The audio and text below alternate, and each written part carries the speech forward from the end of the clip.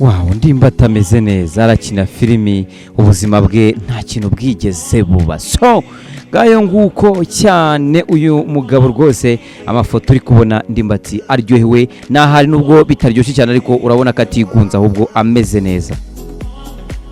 Nicyo ugiye kumenya. So icyo wamenya ko nubita amakuru nguzanye n'aya Ndimbati burya abenshi iyo babonye umuntu afunzwe baba bagira ngo ubuzima burarangiye cyangwa ntago azongera kwishima, ariko icyo wamenya nuko umugabo Ndimbati aka kanya yaba ameze neza cyane. Ibyo bigaragarira rero ni mu kigo naguteguriye muri gereza. Ndimbati rwose akina filime nk'uko yahoze abikora. Uyu mugabo rero nk'uko yafunze ariko still now Ndimbati aracyakina ibintu bya filime ndetse arakina rwose ukabona arisanzuye, ndetse abantu bacunga gereza n'abandi babana mu buzima bwa buri munsi barishimye nubwo twe tutishimye ariko bose nkaho bishimye cyane. So byagenze gute rero kugira ngo uwo bita Ndimbati rero abe yagaragara? Uwihoreje Bosco wamamaye nka Ndimbati muri sinema nyarwanda aho afungiye muri gereza ntabwo yigunze kuko yakomeje impano ye akina ikinamico. Kuri uyu wa kane tariki 23 Gicurasi 2024 muri gereza ya Nyarugenge habaye umuhango wo gutanga impamyabushobozi ku bagororwa 603 barangije amahugurwa y'ubumenyi ngiro. Ibi ngibi murabizi cyane muri gereza barimo mujye mubona abantu basohotse ugasanga bafite imishinga runaka bagiye bakora cyangwa se ubwenge bafite, umuntu azi kudoda, umuntu azi kubaka kandi yaragiye nta kintu azi, ugasanga umuntu azi gukora ubundi bukorikori muri rusange. So ngayo nguko ibyo bintu nibyo byari byabereye aho ngaho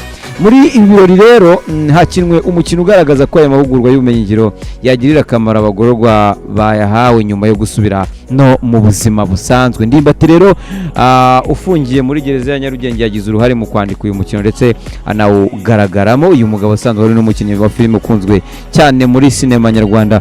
Ndimbati rero akaba afunzwe by'agateganyo ategereje kubona mu mizi ku cyaha cyo gusambanya umwana utujuje imyaka y'ubukure. Ayo nguko cyane urabona mu by'ukuri Ndimbati yarari kwactinga bien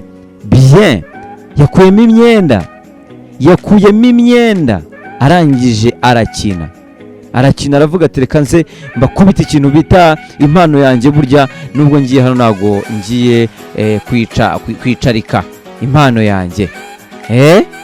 Ibyo ni byabereyemo hano rwose Nyarugenge.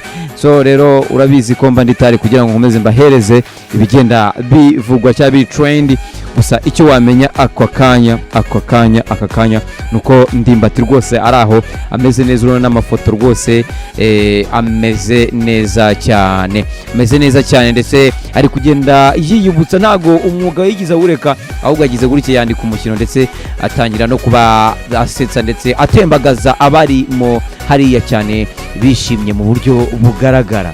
Mpita mvuga nti wow, abenshi bakavuga ngo Ndimbati ngabayeho nabi, ngo burya ngo mvuye imageragere, ngo Ndimbati agenda kumwica. Ntaga agahinda kenda kwica Ndimbati, ibyo ngibyo bimenye. Nubwo hari ahantu atari heza, nubwo ari ahantu umuntu agenda nyine ubugiye kuba utuje utari gukora ibindi bintu, ariko icyo wamenya nuko Ndimbati hari ahantu niba navuga ngo hamuguye neza, ariko nta buzima bubi afite, nta buzima bubi afite, ahubwo aratuje ameze fresh sana.